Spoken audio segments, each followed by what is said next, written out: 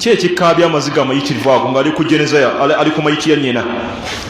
kyava bagamba nti kyekiŋŋaana okukaaba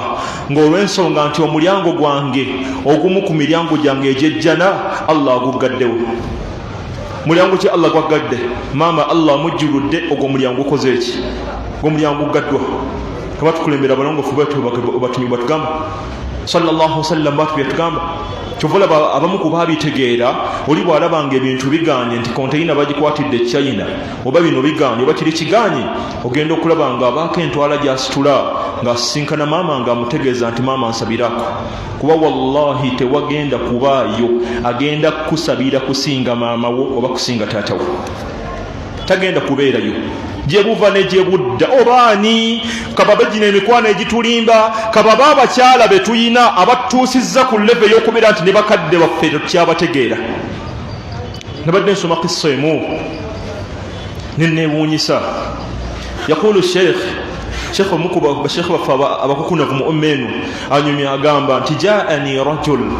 omusajja yajja gyendi wahuwa yal'an ummah yajja akolimira nnyina yajja akolima naye nga sinakuvaawo sallallahu wasallam yagamba nti la'ana Allahu man la'ana walidayhi Allah yakolimira omuntu yenna akolimira bakadde be yenna mu bunene bwe mu bugagga bwe mu bwavu bwe. Uliya kiyagamba yagamba nti jaani rajul qissa ino mpoomu jaani rajul omusajja yajja gyendi wahuwa yal'an ummah yatuuka gyendi ng'akolimira maama we fanahaytuhu an dhalik nemugamba nti muvubuka gwe byokola kikole ki kireke kyo kikole ekyo maama wo gwokolimira kiki ennyo ma dhambuha ayina zambi kiri yakoze ekimutuusizako ekyo mukolimira namugamba ekyokubiri wama jurmuha zambi kiri ayina thaniyan wama khati'atuha ayina nsobi ki yakoze eyamutuusiza ku mbeera y'okubeera nti omukolimira. Wulira ekigambo kiyagamba kino kigenda buli yenna ayina omukyala yagamba nti amilat sihra li zawjati maama ono yaloga mukyala wange yamuloga tinaam. Yaqulu sheikh agamba nti kaifa araft annaha hi wategeera otya nti ye yakikola ekyo. Wulira ekigambo kiyamuddamu yamugamba nti zawjati akhbaratni bidhalik mukyala wange yaŋŋambye nti maama ono yeyakola atya maama we yandoga bangi nnyo bwe tutufaanana maama yandoga. Sheikh agamba nti ajaban kyewuunyisa tusaddiq zawjatak wa tukadhib ummak olimukakasa maama wo olimukakasa mukazi wo byagamba otuuse ne ku leve erimbisa maama wo nti maama waloga bwotyo bwogamba. Sheikh agamba nti fatalabtu min ru'yati al-umm nennoonya njagala okulaba ku maama fajaa biha ibnaha al-akbar mbandi awo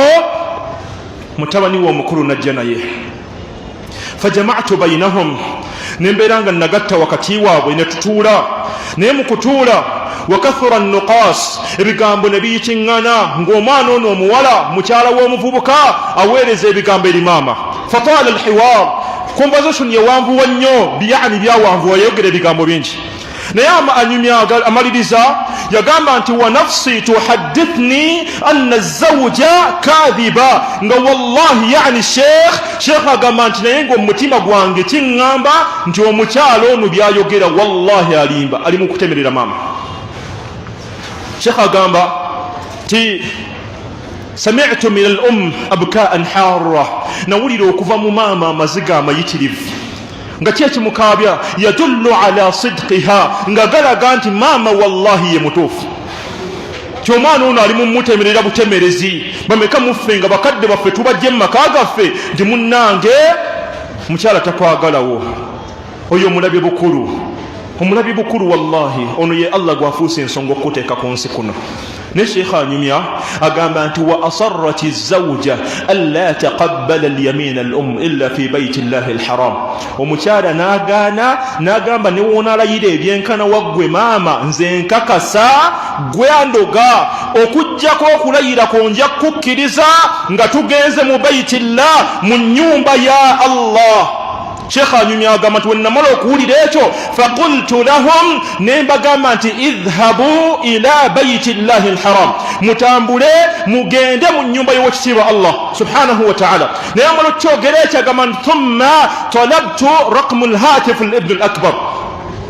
nenoonya nenfuna ennamba ya mutabani wa maama omukulu agamba nti fattasaltu bihi ba'da yawmayn nemmukubira oluvannyuma lw'ennaku bbiri فقال